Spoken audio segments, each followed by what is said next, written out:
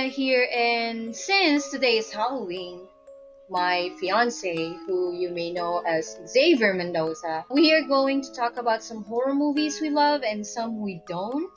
Then we're going to talk about some ideas we have for scary stories of our own. For those of you who doesn't know him, he has his own YouTube channel. He does comic book, movie, and game reviews. Plus, he's also a film and directing student and has written a full horror novel. That's why I invited him here to co-host my podcast.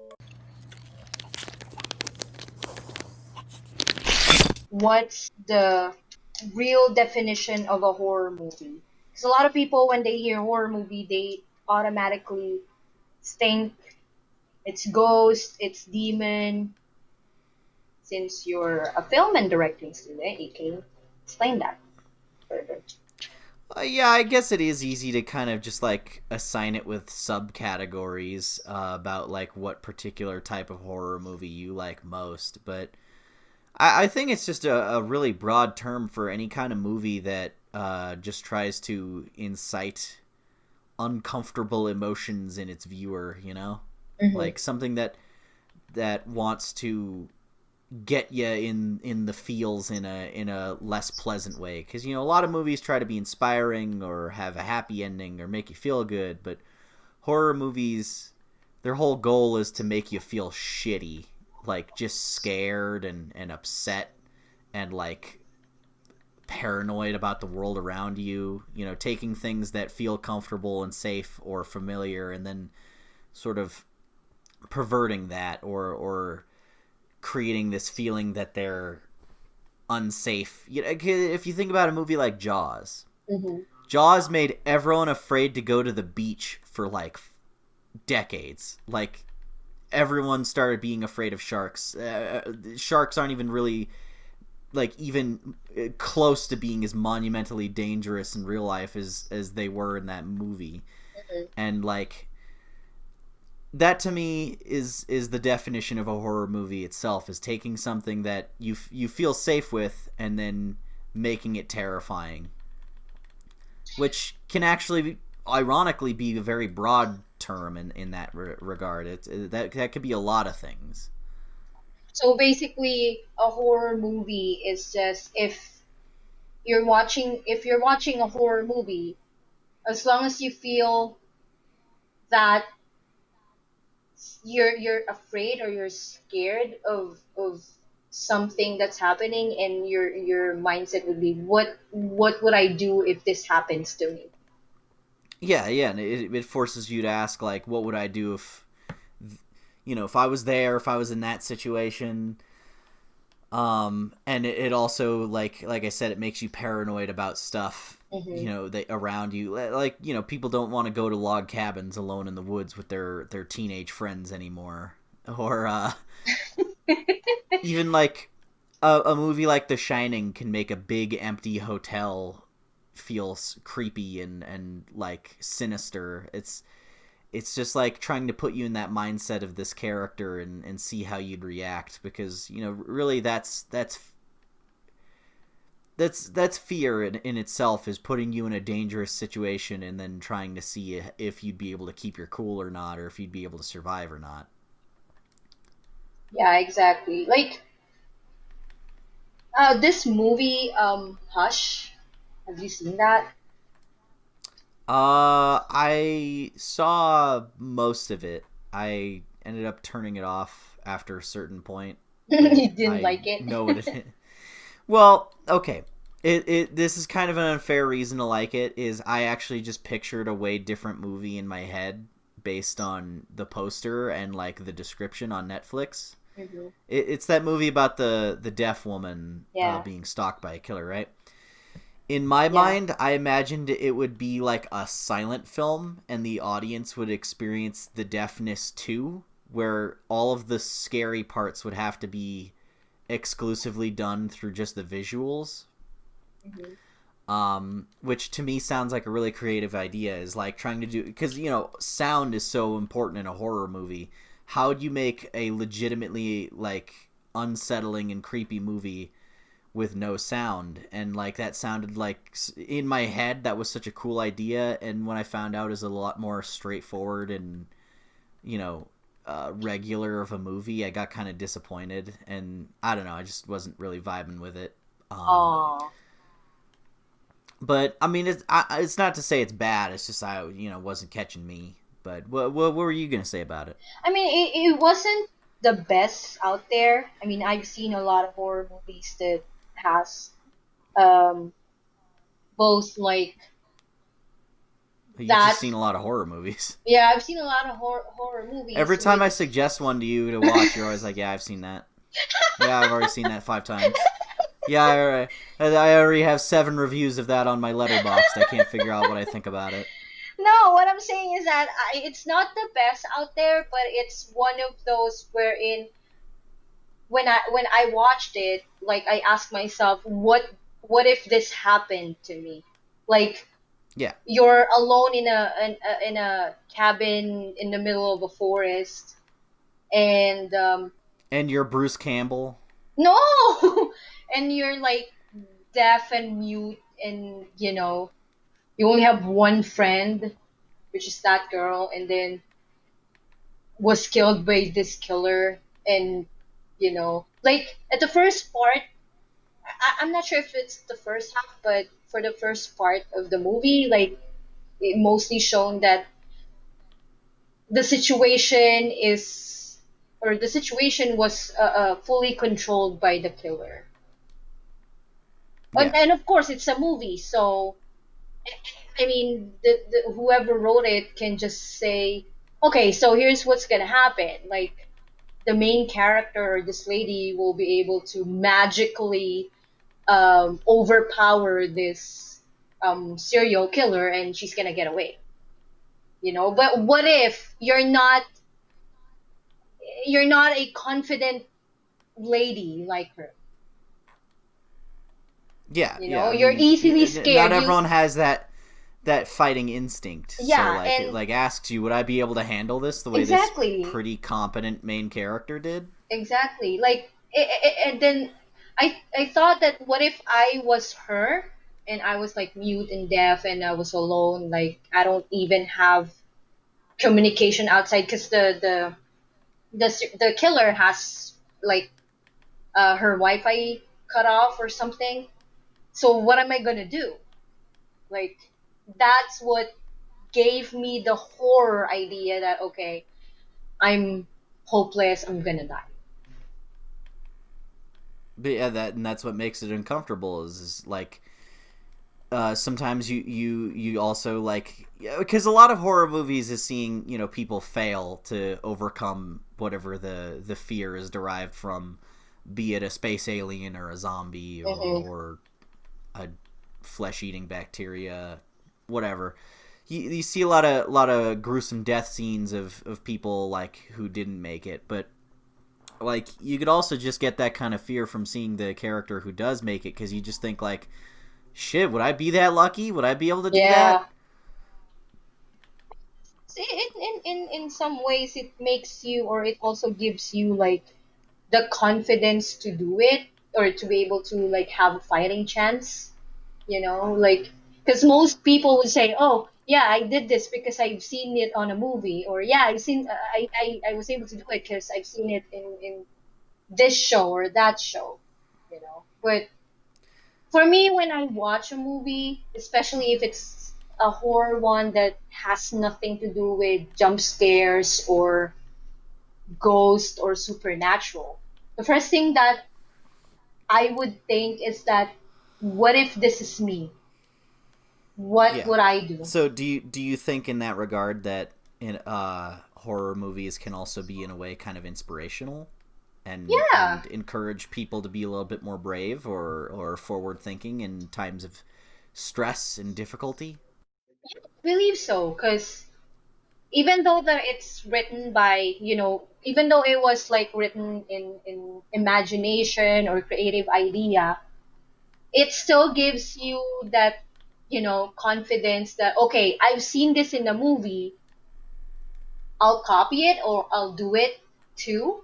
Maybe I would have a chance. I haven't thought about it like that, but yeah, that's cool. So, earlier, you asked me what I thought about Hush, and I remember that I talked about how I had a very different idea of it in my head based on some of the marketing. Yeah. And that leads me to another point I'd like to ask your opinion on is, do you think that a lot of horror movies are very poorly marketed these days? Like the trailers kind of always set them up to be something they aren't, or give you false expectations for them? Oh Because I yeah. know you and I have had a really rough track record this year of watching movies that Yeah. looked interesting or had a trailer that made you excited, and then we sit down and then watch it and are like, what the fuck was that? Yeah, I mean, okay, like what I've told you before. I can't remember if it was a horror movie or it was just like a regular movie of some sort. But then I've seen the trailer. I got so excited because the trailer was so good, was that good that I planned to watch it in a movie theater. And then once Yeah. I saw it, I was just like, oh my god, it's a waste of money. Why did I do this? And you said that you tried to take that as a learning experience and be a little bit more skeptical of trailers, but I Yeah. think you fall for them like a little bit more than anyone else I know. I You always don't get know. so fooled by a well edited trailer or a cool sounding plot description on Netflix. I And mean, we always sit down and watch this stuff, and then you're just like always like, I feel like you're like apologizing sometimes for the movie. You're like, I'm sorry. It looked cooler before I yeah. realized that it was this.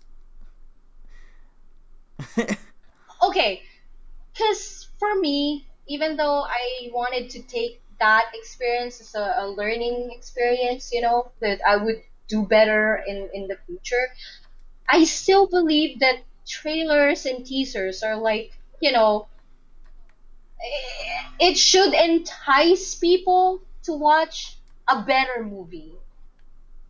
Because I've seen trailers wherein the trailer already gave away the entire movie, and the exact movie, or the movie itself sucks. I can't remember the title, but I remember I've seen that. Like, the trailer already gave it away.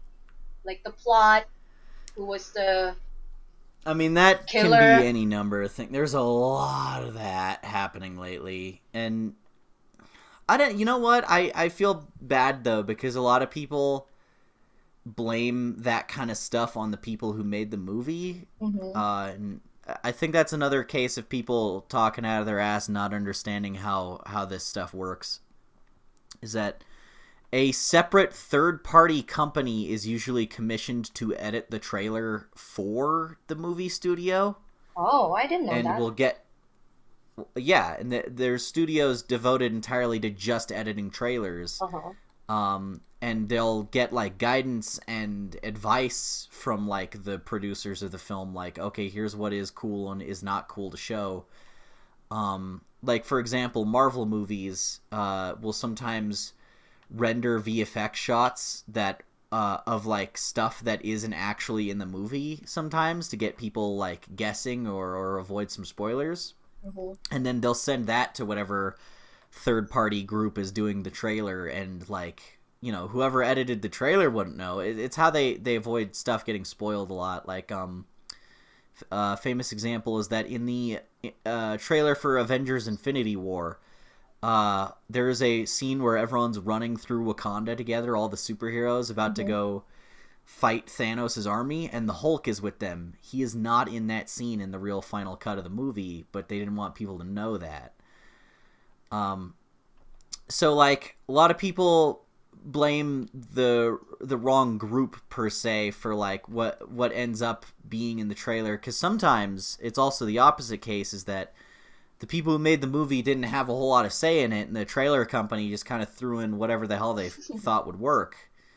And like, I get it from that perspective too, is if you're editing a trailer for a crap movie, but your Hmm. job is to sell it, you're Yeah. supposed to make people want to see this movie. Yeah, You're entice gonna people. pull every dirty trick in the book to make that shitty movie look awesome, because that's your job. And if you were honest with a trailer of, okay, I've got to do a trailer for this shitty movie, and the trailer makes it look shitty, then you've not done your job properly. Like, you have to figure out a way to kind of skeeze people into go watching it, and it's unfortunate, but like, I get it, you know. Yeah.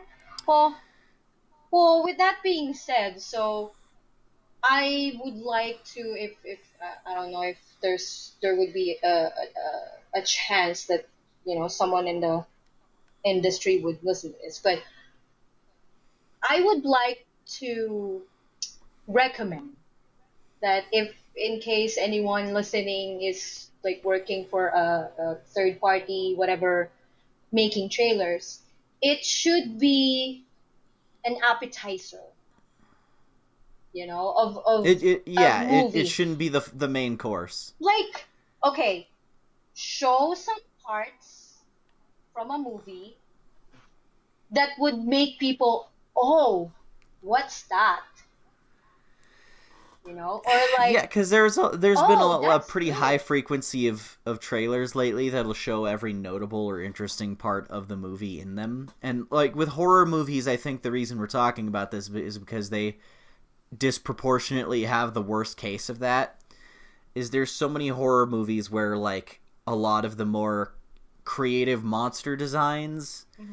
or more interesting scary moments or just like the most shocking jump scares or even just the most frightening set pieces, like they have all this stuff that would really catch you off guard and surprise you if you're seeing it in a theater for the first time. Yeah, But like, it's hard to edit a trailer for a horror movie without showing all that stuff, because most of the time horror movies are about building suspense. So it's like characters sitting around in their kitchen in like suburban homes going, I swear, Daniel, I saw someone standing in the doorway last night.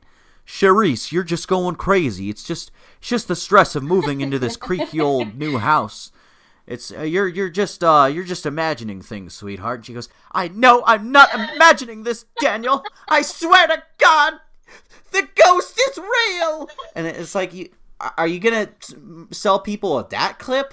Like, that whole scene is necessary for telling that story, but yeah. no one wants to see that in the trailer. That's not gonna make him go, oh boy, I have to go fucking spend exorbitant amounts of money on candy and possibly contract a deadly virus to go see that shit. Yeah.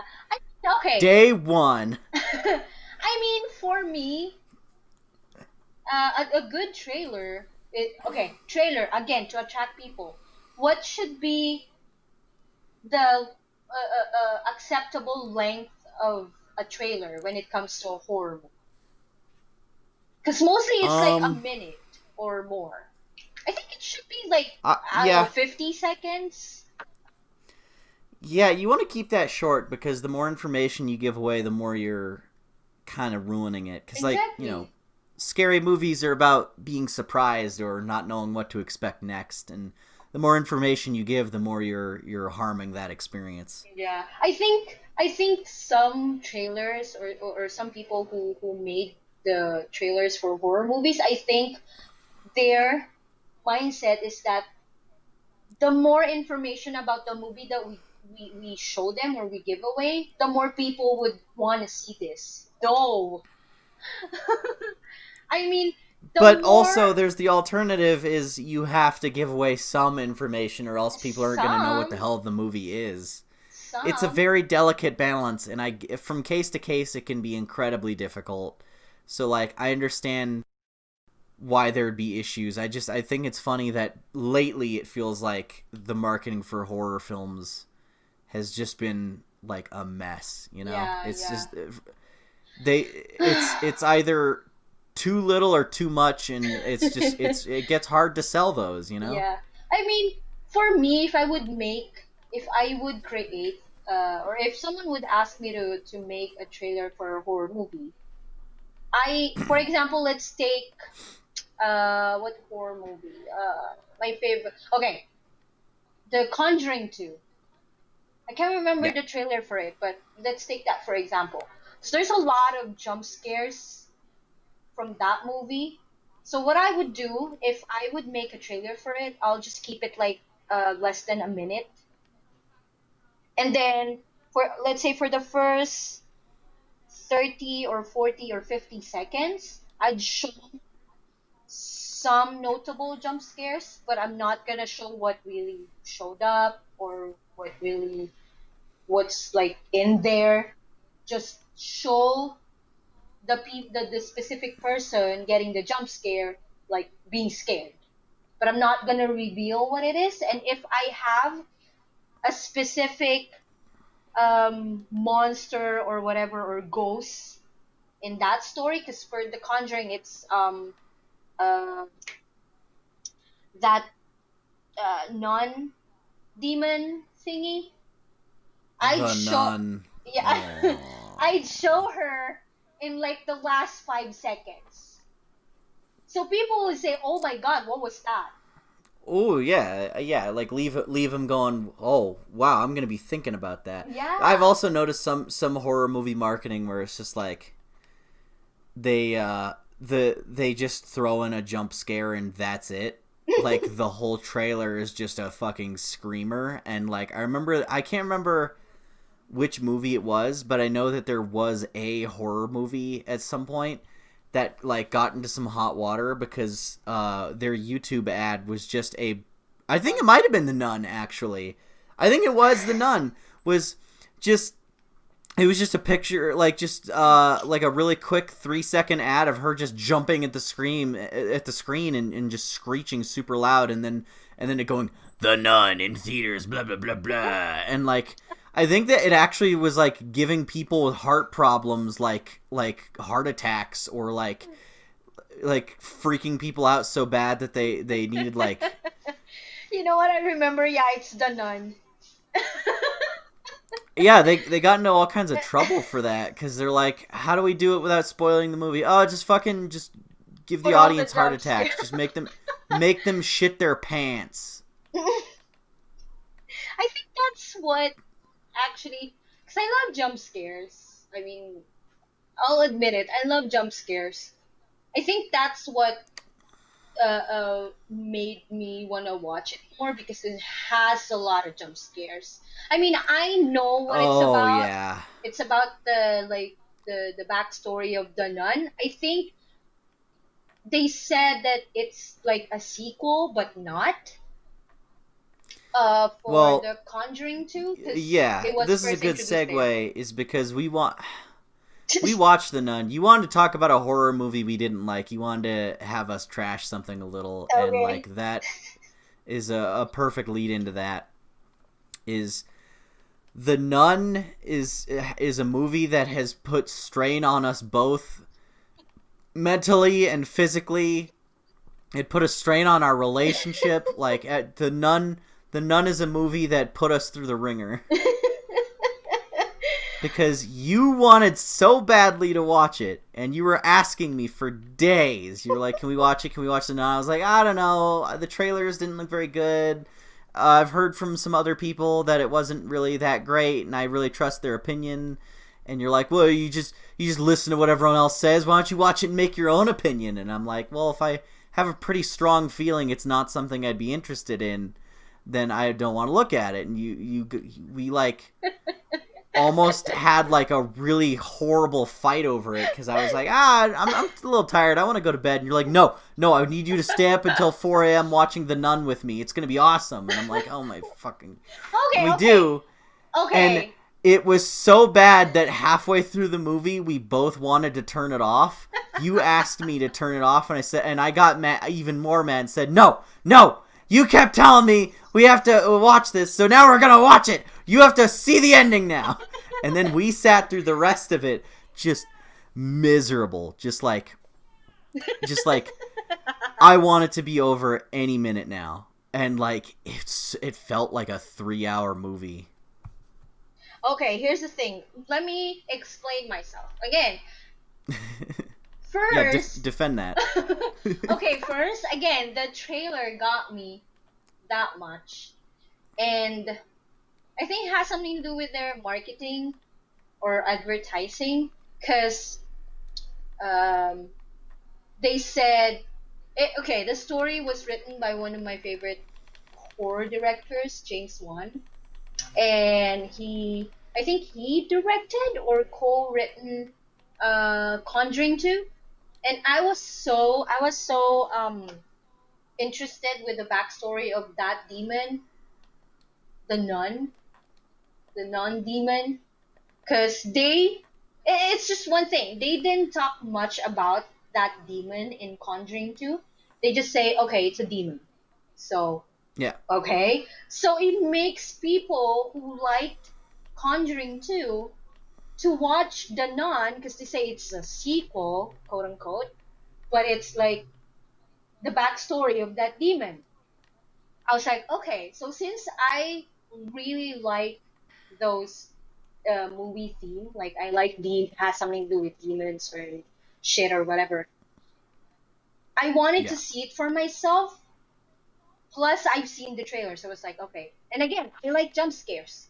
You know, I don't care how corny it Which sounds. is I like jump honestly scares. like it is kind of a hot take. A lot of people don't, and like it's I think that comes down to like your personal interests in horror, because I know you find like supernatural and the occult, like, and demons, Mm-hmm. like you find that kind of stuff interesting. Yeah. Um and like jump scare stuff kind of goes like a little bit more with that, Mm-hmm. because like it's harder to do like slasher movie stuff with ghosts, because then it feels unfair, like there's no rules, so ghosts have to be a little bit more psychological. And like typically a jumps, something that's psychologically scary for the character in the thing may not be psychologically scary for the person watching. Because let's say like, oh, there's all these those shitty Hellraiser movies that you and I watched with Oh David, my right? god. Yeah. A lot of those are supernatural horror, and they would try to like torture their characters with like some Silent Hill-esque, like, oh, here's monsters based on the thing that you feel guilty about. And it's Mm-hmm. like, a bunch of prostitute monsters in leather clothes, or like the main character seeing his family being, tortured or Yeah. whatever by monsters. Like, that's scary for them, but I'm not that character, so it's not really like catching me. So I Mm-hmm. think what they have to do in some of those cases is like, if it's too specific, then you got to start throwing in a lot of jump scares to be able to make the audience also feel kind of like in sync with that fear. Mm-hmm.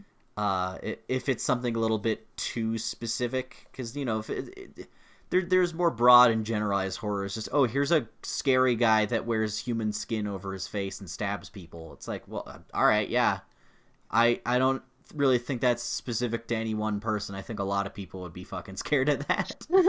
Or Yeah. like, a lot of people would be scared of like, oh, it's a monster on a spaceship that'll lay eggs in your stomach and explode you. Um, so, but yeah, that stuff kind of appeals more to me. Is I like when horror is a little bit more realistic, and like the character could really just be anyone in that Mm-hmm. situation. Mm-hmm. I While mean, as a lot of supernatural horror tends to be more specific to the individual character and what they're afraid of. yeah. I mean, Um, I understand because like what we've talked about before, that you're really not into like supernatural, and I'm more into that. But again, let me defend myself. I'm not a 100% believer of supernatural. I mean, I can get skeptical too, you know. But going back, the Nun movie, I mean, the trailer really got me because again, I like jump scares. And when forming an opinion about a movie, I would really like to see it for myself. That's why I always tell you that when I see something on Rotten Tomatoes or Metacritic, I don't believe it unless I've seen it myself. I know, and that's completely valid, but like, I'm not saying you need to like check Rotten Tomatoes scores before you go see something, but typically find some critics who you trust, whose opinion you believe, or even just ask some friends who have Yeah, good tastes or tastes similar to yours. yeah. And if even they are like, yeah, it's not really that great, then like, that's an opinion you can trust. It, Either one works, and that's typically what I go for. Is I ask people who I know are very like minded. yeah. Or I look for critics who I know have a very good eye for these things. I don't just check audience scores. I feel like it's the whole Rotten Tomatoes thing is stupid. You Yeah, can't just anyone. apply an arbitrary number to art and go, oh yeah, that's the correct score for this art. It's like, Because it before, doesn't. before Rotten Tomatoes is really a reliable source for movie critics, but now ever since they opened it to public, like anyone can just put their opinion about a movie. It's becoming less and less and less reliable. Because before, like I don't know, maybe 10, 15 years ago, like the only people who can provide a movie opinion or critic on Rotten Tomatoes are like, you know, critics that, like professional critics, like, someone who've already um, made their name in the industry. So there are reliable sources, opinions, and not Yeah, just like yeah. this guy, a 40-year-old dude sitting in his room typing away. Oh, this movie sucks. This movie is SJW garbage because it had a woman in it and she was not topless every single scene. But Oh she my was god. topless in 3 scenes, so I'll still give it a 7 out of 10. Anyway, speaking of which, Are you talking about that guy? who? Just that stereotype, that person that I came up with but assuredly exists. Yeah. Yeah, yeah, it's a you gotta be careful with it, but I don't know. I just wasn't terribly interested in what I saw from it. I think something else is like with those supernatural stories, like and specifically stuff with Conjuring. I don't really give a fuck about the backstory of demons because it's always the same shit. Is just like, Okay. well, hear me Okay. out. Is the majority of the time it's just like a person or inanimate object or okay it's two things is this person was treated badly and tortured in real life and now has become a vengeful angry spirit that wants to take its anger out on people. It's like, oh, people were assholes to this I don't know, this milkman guy. Now he's the ghost milkman, and he steals your blood and puts it in the milk bottles, and then rides off into hell in his ghost milk truck. You know, Mhm. like there's those, and then there's like the old this random inanimate object was in close proximity to some pretty heinous shit, and now it's become evil as a result, kind of thing. And it's just always those same two kind of like formulas for here's the backstory of this demon, or the third one is just it doesn't have a backstory. It's just some shit that some guy summoned when he just drew a pentagram on his floor and then sacrificed a virgin or whatever. And like I've seen all three of those stories enough that it like doesn't really interest me a whole lot to keep seeing more variations of that. Is like I feel like they've yet to come up with a backstory for a ghost or demon that is like outside of those three. Okay. Like I just have not seen it. What if I can tell you a movie that has a demon? Is it gonna be Annabelle? No, it's one of my favorites. And it makes me scared every Okay. time I watch it, even though I already know what's gonna happen. It's based from like demon that was written in the Bible, and it's not just some those three things that you just mentioned. It's Okay. Exorcism of Emily Rose. Do you remember? Do you Well, remember the? okay. You remember the barn scene that I showed you, wherein she mentioned like He, six demons? It make me so I don't scared really every feel time. like that falls into the same category of what I'm talking about, is because they don't really go into the backstory of how those demons became demons, do they? I mean, because it's not when you say that a movie or when you say a horror supernatural movie talks about a demon, it's not necessarily like Well, what you just said, like, oh, here's an no, I inanimate. mean like the origin of demons. Is it like every time they go, here's the backstory of this? Like a lot of times you can just have it just be, oh, it's a demon. Like, but what I'm saying is all those Conjuring universe. Here's Annabelle prequel number 37. Like, I don't. None of that is relevant or interesting information. It's just, oh, it's a scary doll. Like, you don't need to know Okay. why it's a scary demon doll, you Mm-hmm. know?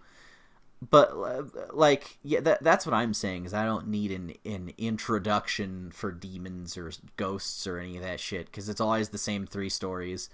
So like when on occasion I enjoy some supernatural stuff, I really think just like the reason for it being is not really a relevant talking point or story point, unless it plays into how that thing is destroyed. Like, Freddy Krueger, Hmm. how you beat him is related to how he was created. Yeah. He can only exist in dreams, or he has a fear of fire, kind of Yeah. thing. Oh God. Yeah, that's one of the And classic. even though I love Freddy Krueger and he's great, that he's still another one of those things that falls into that category of just, oh, the guy was mistreated and now he's back his vengeful spirit that has a gimmick based on how he died. I mean, if you watch a movie that has that sort of plot, wouldn't you be interested to know on why he became that? For example, yeah, Freddy Krueger. Wouldn't you be interested on, okay, why did he become that Well, serial I killer think monster? it's the difference in presentation with that one, is that like the way that he was created is relevant to how to defeat him. While as like with the nun or like Annabelle, the way that those scary things came into being doesn't really have any effect on how you stop them or deal with them. It's just kind of pointless information. And also, like, we learned Freddy's backstory in the first movie we saw him. It didn't make like 2 or 3 movies of him just torturing people and then going, now you'll find out the origin of America's most terrifying, frightening killer. The secret backstory of Freddy Krueger, the never before heard story. Like, we don't need that. Yeah, but okay. Um, I guess I'm just more talking specifically why like the Conjuring universe stuff has never really got interested into me all you. that Oh, much. It's okay. just like, yeah, that's why I never really got into it. Is just because like there's all this stuff that kind of bogs it down for me. If that makes any sense. I mean, for me, I think maybe for you it has to, or it's has something to do with that. But for me, the reason why I like the Conjuring universe, or specifically like the Annabelle one, is because I've been, I'm not stalking, but I've been researching about the Warren couple because I like them so much. Uh, and Yeah, some people that whom I've talked about this couple, they're saying that, oh yeah, the Amityville horror is a fake. The Conjuring story is not what really happened. But why would a 60 or 70-year-old lady would lie about something like that? That's what I um, think. Anyway, I don't know about any of that. I just wanna get it out there. I think we're starting to get out Okay, of okay. talking about movies and starting to talk more about your own personal beliefs on these things, and it's like, No, because I don't know how relevant that No, is. because you. I get it. You're one of them kooky ghost hunters people who believes that a fucking hired PA who's making like $5 an hour throwing a rock in the background of a house is evidence of No! supernatural phenomena. Are you talking about those dimensions? Okay, anyway. I'm Zach Baggins, and I've paid a teenager named Todd to throw rocks at some of the people that I've hired to walk around and hired to act clueless in this house. No!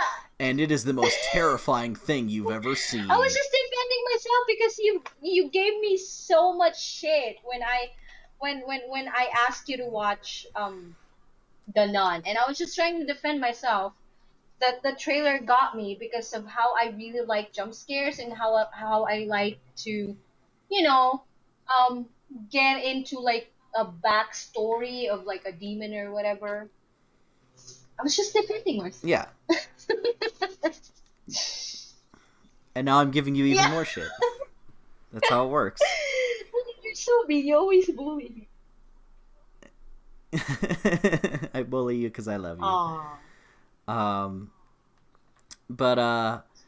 So as we're getting a little further into this, you also wanted to talk about some ideas we've had for horror movies. Okay, so we had a little bit of a brainstorming session yesterday to come up with our own like special, unique ideas for a horror movie that we haven't really seen, but we'd like to see. Well, because we've both seen a lot of horror movies in every aspect or every subcategory. I mean, we've talked about it. We've watched it like individually, and some of them watched together. And mostly we talk about how what we like and what we don't like in a certain movie that we watch. Not just with horror movie, but with everything. So yeah, I came up with this idea of what if we could pitch in a horror movie? What would it be like? Given the things that we want and we don't want to see in a movie. I mean, I have a million ideas, and a struggle for doing this section of this show was trying not to just, like, pitch an idea that I already have that I'm, like, in the process of developing, because, like, a lot of my ideas I want to make into comics or screenplays at some point, so I didn't want to just give away one of those for free, so I came up with something that I am not entirely passionate about making myself. But if someone heard this say, and I think the chances of it are low, but someone heard this and was like, "Oh, I have the budget, I can make that." I think I have a good idea for that. Like something I'd like to see, but like I wouldn't be too broken up about if it didn't end up being me that got to make it. You know? Let's hear it. Oh, I'm going first. Do you want me to go first? It's just up to you. You're the MC here. You're the host. Let me go first. Okay. So, since I'm also like I want like crimes and stuff. And again, a horror movie is very vague and broad. So it's not like just ghosts or supernatural. So, what I would like is for something like this lady or a family, okay, a mom, a dad, and let's say two children, two kids. They moved into a newly built house, and then. So it's not like an old creaky house that's been around for forever. No, it's a cliche. And also, I think we wanted to make it a point that it's built on a completely untainted plot of land. It's not on an Indian burial ground. There is no reason why this particular piece of property would have anything strange about it. So it's a newly built house, and the land doesn't have like a backstory or it's a cemetery before it was a hospital that was, put it to ground, blah blah blah blah blah. Because that's so cliche. It's built on an Indian burial ground. Also, there's a mental hospital here that is full of ghost demons of of mental Yeah, patients who've been abused. it's Like, been written. It's been written like over and over and over that if I see something like that, I'll be like, oh my god, this is it again. But anyway, so we want to go for something that yeah, hasn't been, so or at least something that doesn't do the yeah, cliches. so okay, family of four moved into a newly built house. Okay, it could be a city or whatever. It's a newly built house. They moved in, and then for a few days, everything seemed normal. You know, trying to yeah, settle in, and then weird things started happening. Like things moving from one place to another. Like The poltergeist style, like, oh, someone's moved all Yeah, the like chairs. okay, I put this TV here and now it's here. How did that happen? And skepticals Yeah. could be or could say like, oh, maybe it's the dad. He's moving things around, blah blah blah blah. But I would like to incorporate that the dad is always out of town because of work. So it's always the mom and the two kids. They're always uh, uh, at home. But since the kids Yeah. go to schools, so most of the day they're out. It's all only the mom who stay at home most of the time. So weird things happening, like unexplained happenings, like poltergeist kind of thing, you know. And Yeah. as days go by, um, little things becomes bigger. Before it was just like, let's say, a brush, a hairbrush, or a toothbrush, and then becomes bigger like TV, couch. It seems silly, but we I kind of want to build up the suspense or the intensity. Well, I would imagine you should also put in something in there other than just things moving in the house all the time. Come on, give us some scares. What Okay, else is because going I on? want something. I don't know if I should reveal this already, but I want Well, I want something that at first people would think it's supernatural, you know? like, let's say, like, we hear some creepy noises in the house coming from the attic, or moans, or scraping in the Yeah. walls, or like we keep seeing, these just random images of like someone Mm-hmm. walking around. You catch out of the Yeah. corner of your eye Yeah, it could be too. some It could mysterious be too. figure passing Like around a corner. scratches from like inside the walls, And okay, the mom would think, but this is a newly built house. It couldn't be like it won't be something that, oh, maybe this house like has a backstory. Maybe someone was murdered or someone died in here, you know. Yeah, and you said you also had an idea of that the mom is immediately assuming something Yes. creepy is happening, and then the kids are like, Yeah, "Mom, you're just yeah, being yeah. I paranoid." want the Like kid. the opposite of the usual thing, which is the parents are always never believing the kids. What if the kids didn't believe the parents? They're like, "You're just Yeah, acting because weird, okay, mom." for the entire with all the horror movies that I've seen, it's always the kids who like get scared first, or But this time, I want the kids to be skeptical. Like when the mom started to notice some weird things happening around the house, she would tell her kids, and the kids would be like, "Ah, mom, this is a new house. How could be someone, infesting or someone scaring us a ghost story? That's not real. You're just imagining things." Yeah, and maybe it could be like the kids were kind of raised to be like Yeah, skeptics, and now the mom is like kind of questioning sanity. her own beliefs, her own Yeah. beliefs and her own sanity, now that she's seeing things she can't explain, and now she's like kind of regretting the fact that she's Hmm. raised them to just like immediately meet all that Yeah. stuff So with I kind of like that, skepticism. and then maybe I could like put in some really good scares that the mom would really question her beliefs and her sanity. Like, this is a new house. it couldn't be ghosts or something. It couldn't be demons, you know. Yeah. And then at the end, it would be revealed that it was one of the it was serial killer who's doing something or doing all those things really good.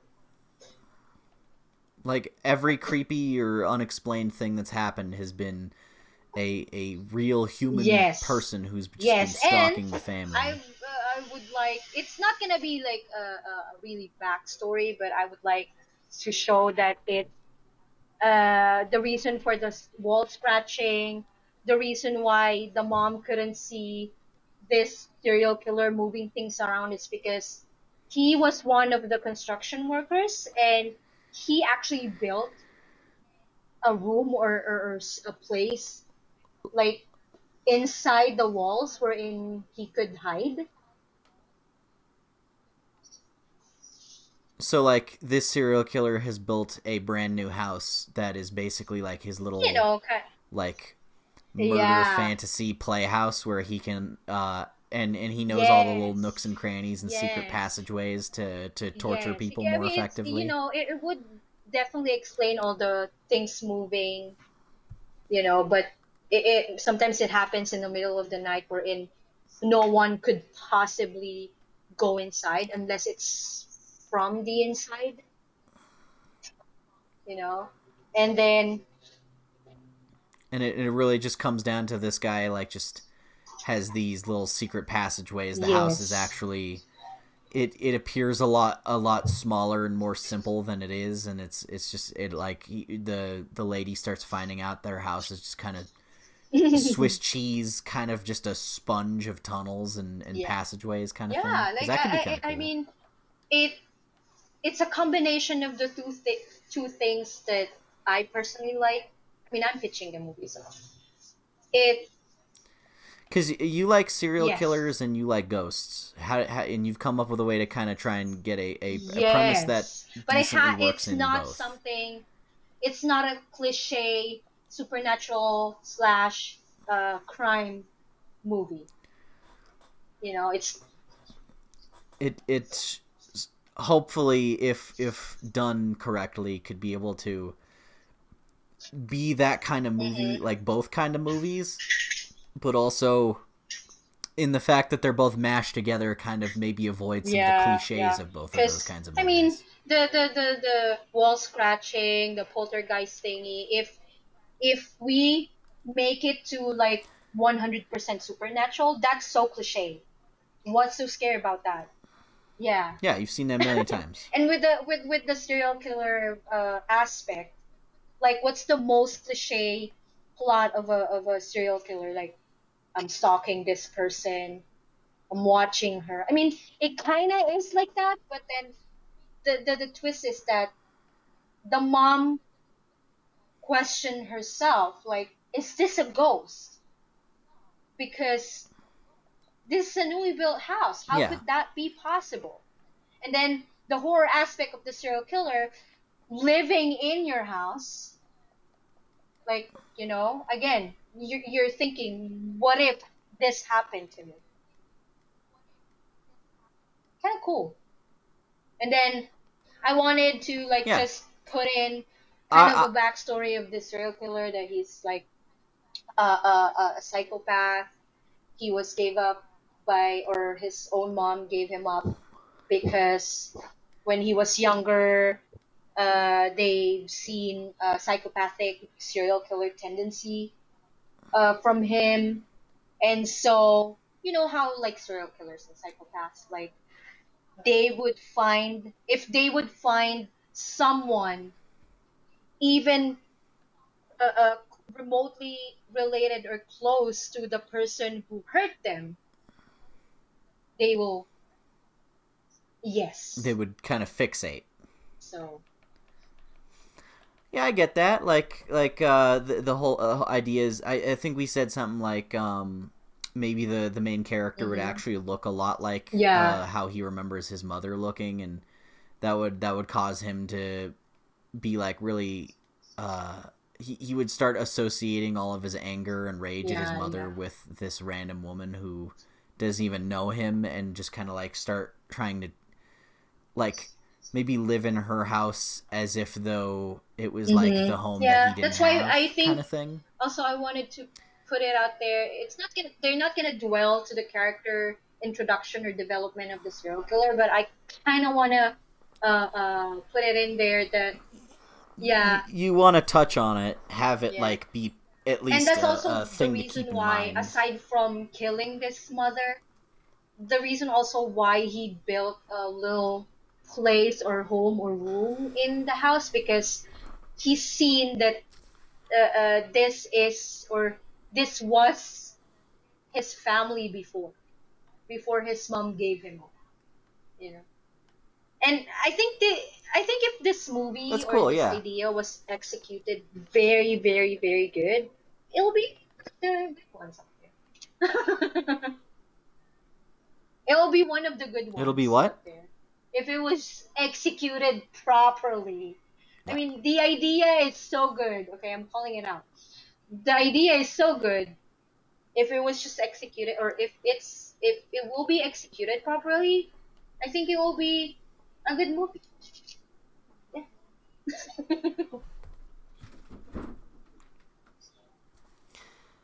So, do you think you're happy with how you've pitched it? Is there anything else you want to touch on with that? I think that's it. I just wanted something of a combination of the two things I like when it comes to horror, and I think I was able to incorporate them both properly. I'm not sure. Yeah. Okay, let's hear yours. I Or All right. So for my idea, I've been kind of racking my brain over something I've wanted to see but haven't for a while, and I was thinking about this Spider-Man villain called the Chameleon. And he has like a cool gimmick that I feel like could be done in like kind of a more body horror creepy way. mhm, Is that uh, he has these like latex masks that he's always wearing, and he's able to like disguise himself as anyone, and he's like a really talented actor who can like change his voice to like do impressions of people so well that you could all it like sounds believably like their voice. And he has like this helmet that has no nose and no ears, like no discernible features on it, so that all these mhm, latex masks fit properly on his head. And I was thinking like that would be kind of a cool villain to see in a realistic setting, because anytime they do like a movie adaptation, characters like that get left behind in favor of the more flashy stuff, like oh, it was, mhm. Sandman or Venom. Those are villains that can make the explosions. Um, so what I would like to see is like kind of like a horror movie take on a character with that kind of ability to disguise themselves as anyone. Okay. And I feel like that would especially be kind of interesting to people now with like how that game Among Us is really popular, and that's even kind of in itself derivative of like John Carpenter's The Thing. Mhm. Um, is this idea of being paranoid that anyone around you could be this killer that's gunning for you. So my idea, Oh. and it's not 100% fully developed. It's just like a general idea, is that let's say there's this guy who works at like a low level position at some company, Mhm. and he finds out that they have their hands in something illegal. Maybe they're laundering money, or maybe one of their top employees is like has ties to the mafia, or I don't know, maybe they've performed some unethical human experiments, or maybe they're just, I don't know, dumping a bunch of toxic wastes. Just something that he shouldn't have found out, and something that puts a target on this guy's back. So the company hires an assassin who can look like anybody and essentially be anybody to go after him. And I imagine like this killer could have like no face, like no actual skin or tissue on his face. It's just like kind of a bare, kind of fleshy skull, with eyelids and like lips. Just this essentially someone who's gone through enough elective surgeries to like just skim down any unnecessary features on their face to the point of being able to just like put on a mask and have it fit like anyone. Because there was like that episode on Mythbusters where they tried to do the masks from Mission Impossible, where it's like it's a perfect mold of someone's face, and it's a latex mask, and you put it on. The issue in that was that their own facial features were causing it to fit kind of weird, because it was like trying to wear someone's face and your own. Yeah. But this guy doesn't have anything underneath, so these latex masks all just kind of like fit perfect, and maybe he could even have some kind of maybe he could even have some kind of like extra moldable gel stuff he'll put on his face to get extra features, like, oh, this person that I'm going to impersonate has really sharp cheekbones, so he'll just put some kind of clay-like material on his like bare skull like cheekbones to like really like puff them out a little bit, or like he'll put on like colored contact lenses, and then he'll have like some kind of like AI synthesizer, because there's this real technology that exists right now, is that there's this AI that if it can hear enough sound clips of someone talking, it can actually start to like build a soundboard for it and like a computerized voice for them. So we can copy it. Maybe he could use that to be able to copy and like just sort of have that do the speaking for him, like a device that he could attach to his throat. So like, is he gonna be a vigilante or I don't know how to pronounce it. No, he's an assassin. He runs around just killing people.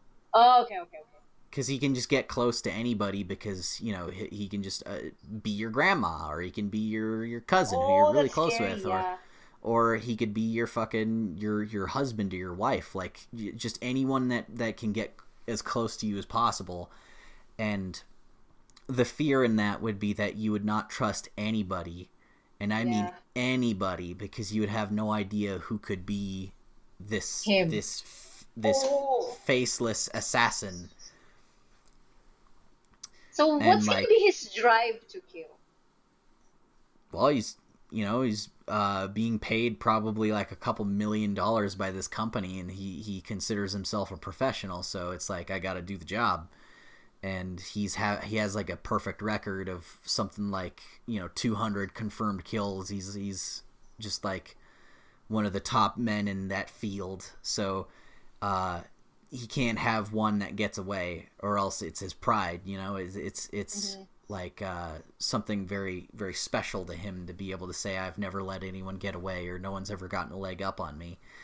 So what if in the end he's gonna go rogue and just do a serial mass killing?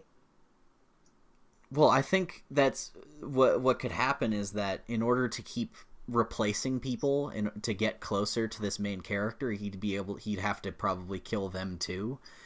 And I imagine, to make it more horror movie-ish and more scary, because this could easily be a more actiony thing, I think to make it more scary, I would like to see him like be kind of like a butcher and like do a lot of work with like knives. So he would probably like stab people and gut them and like dissect them a little to get a good feel for what their body is like and how it's shaped, so that he can perfect his costumes to really look like them. Yeah. And then I've had this idea in mind of like a scene where the main character feels safe for just a moment, and then like is talking to someone, and then reaches out and touches their face and feels his hand kind of squish into their mask. Ooh. And then is like, and then like the eyelid disconnects a little bit, and then he sees the edge of the contact lens, and like then the killer speaks in his real voice, and it sounds completely different from whoever he was talking to a second ago. Yeah, could be his boss. Or maybe once he finally gets a good shot at like attacking the killer, he could like hit him in the face and tear open part of the mask, and it just looks like someone's face is peeling off, but really it's just the mask is ripping, and you're seeing that he really just has this just barren, shaved down, creepy looking skull underneath, and maybe he could even have like dentures that he replaces to look like the teeth of the people he's trying to impersonate. Just Oh, jeez. this person who's just gone through this like insane level of body modification so that like he has no discernible features of any kind. He doesn't even have fingerprints, just so that he can look like anybody and like mimic anybody with enough prosthetics and additional bits and have it be pretty much perfect. Yeah, that would be Uh, scary. Yeah, and then I don't know. You could do a lot of cool, creepy scenes of him like killing people and kidnapping them, and then dissect it. Maybe he makes the dentures out of their own teeth. He's like stealing Oh, teeth from people so that it yeah. looks really accurate. It's like, oh, this guy's got a chip in his front tooth, right? And it's like just picking them out and putting them into a thing that he can put into his own mouth. Or That's scary. I don't think he would use any real human skin for his masks and stuff, because that would like start to smell too quickly and it would be hard to preserve for very long. It would look very Leatherfacey or very Uncanny Valley kind of thing too quickly. So he'd have to use better building materials. I know it'd be easy to have the skin, like the costumes be real human skin, but I feel like for logic's sake I would have it be something synthetic. But yeah, I think like a creepy version of Chameleon from Spider-Man would be a cool idea, and like a normal average Joe just trying to not get killed by someone like that. And also the paranoia of thinking literally anybody around you could be out It'd to be kill him. you. Yeah. And just like the distrust, because there'd be a lot of scenes of like people reaching out to this guy like, hey, you need to relax. There's no evidence that this killer you're imagining is real. And he's like, you could be him. You're saying that to fuck with me. You're trying to trick me. Oh, yeah. That's And just scary. him like maybe like a scene of him like at his workplace or like in like a crowded area just waving a gun around at like tons of people and just thinking like, if any of you steps forward, I'll know you're him. And like, he accidentally shoots someone who tries to stop him or something. And Yeah. maybe the real killer isn't even there at all, and it's just this guy unraveling because like he doesn't know. Anyone could be it, but none of them could be too, and that's even just as bad. Yeah. That's scary. Just thinking that anyone could be that guy. Who Yeah. knows? It could be you talking to me right Yeah, and like I imagine it also like his body would be like really rail thin. Like he would make sure to like have like a really kind of shoestring diet of eating like only a little bit a day, just enough to keep his energy up and like be alive. But he'd be so now. skinny that he could like still like impersonate people, like women, or like even maybe some children in some cases. If he can change his height enough for it, he could like wear like lifts in his shoes. He could just any number of little tricks to make him look like somebody else. So like the prosthetics would go in some cases beyond just masks. Like he'd have to build like a whole like suit of this person to fit around himself so that he could look like them. And so just imagine like this woman is attacking you, and then you like slice at her with a knife or something, and then you see her skin peel open, and it's actually just like this skeletal, gross, emaciated, pale man underneath. Oh man, that's All someone right, you that could you like wouldn't wanna. You don't wanna like um um see in a grocery store or walking down the street. Oh yeah, god. like just the creepiest look possible, and then just a cool gimmick. I think there's a lot you could do with that kind of thing, and Yeah. I would like to see it. It would be kind of like tonally, it would be kind of like that new Invisible Man movie that just came out that was directed by Lee Wanell. It would be something Yeah. like that in my mind. I think if that idea would again perfectly executed into a movie with all the things, I think it will be a good one. Because I mean, come on, an idea wherein you can't trust literally anyone that's around you, even your own family members or even your friends, you can't trust. That's like, again, the thinking, what would I do if this happened to Yeah, and like a thing that I like about monster movies or horror movies is when the opposing force has specific rules to it that you can follow to make it easier to deal with it. me? Uh, I think maybe a rule for like this creature is that like, oh, because this killer is so and so height, I can trust. I can only trust people that are like about this short. Like anyone below this height, it would be a Oh, lot harder for him to impersonate. Like maybe the main character starts only feeling comfortable around this woman that he knows who's like just like unusually short, or maybe it's just like his children or something, because he's like, well, I know that he could probably mimic your body type, but I don't think he'd be able to be that height, your height. or like, you know, maybe he knows someone who has braces, and he's like, if this guy is using human teeth to make his dentures, I don't think the braces would look all that clean.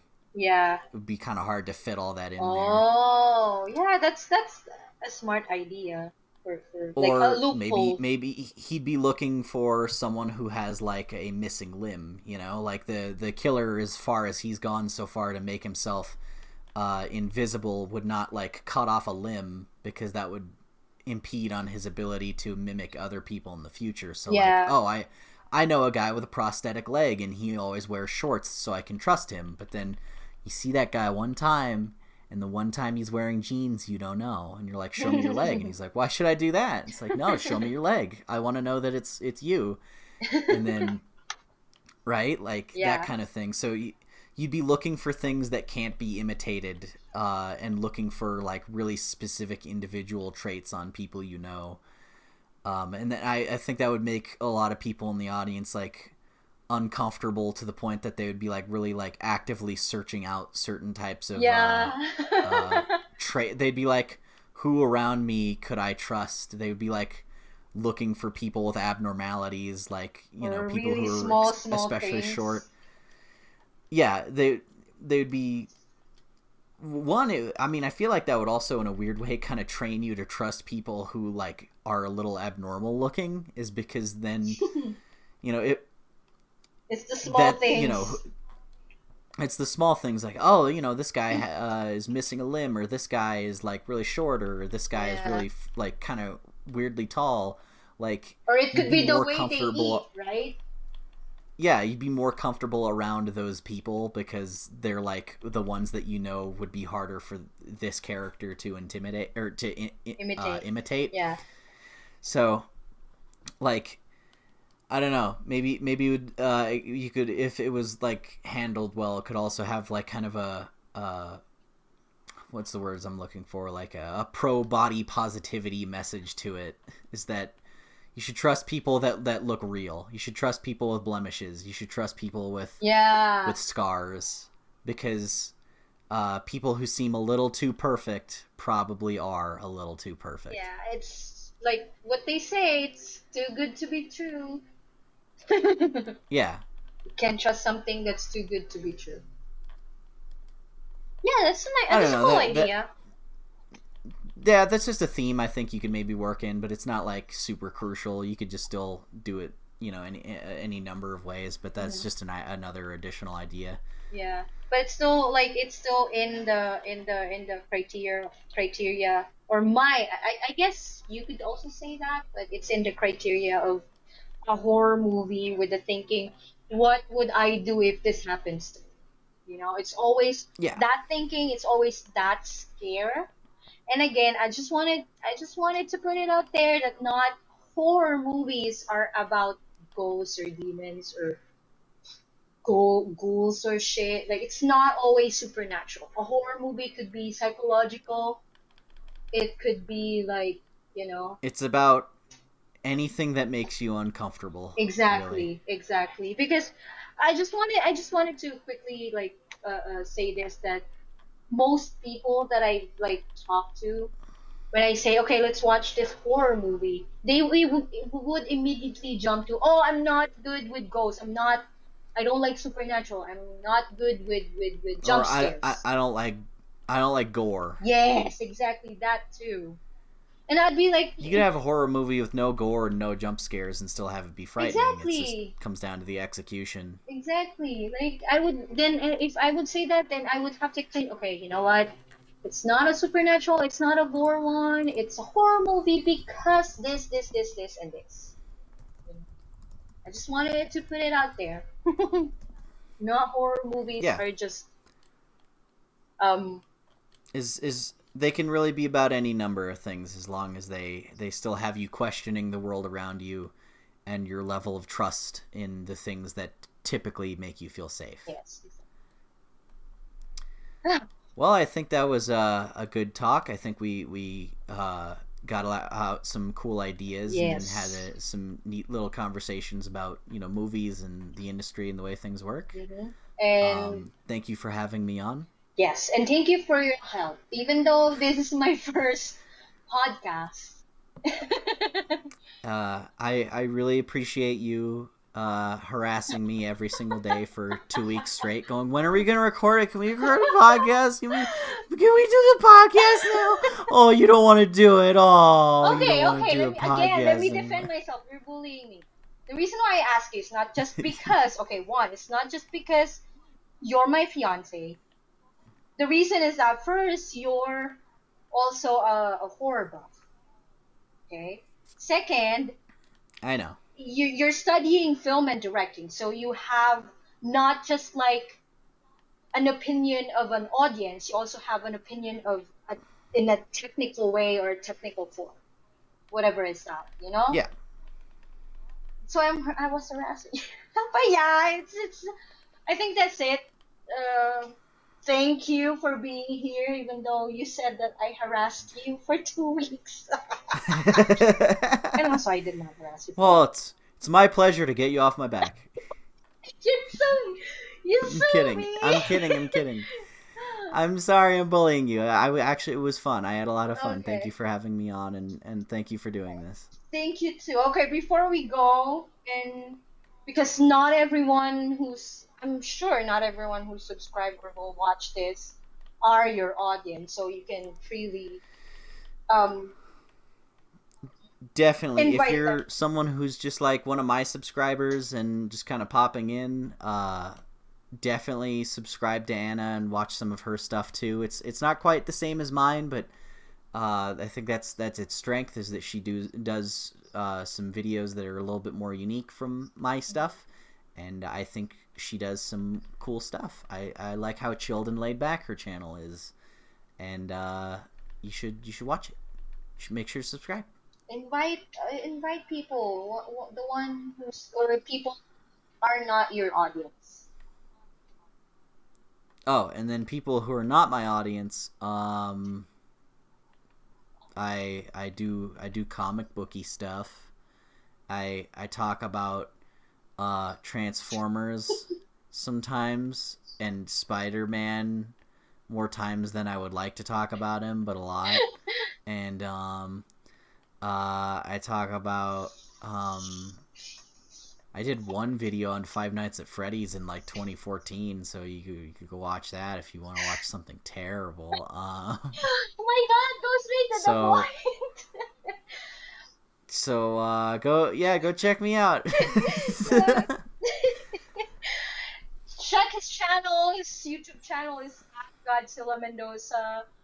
Twitter, Instagram, same name, Godzilla Mendoza. all of that stuff will be in the Yeah, description. and I'll just include him in my social media. And that's it, bye. Yeah. All right. See you around.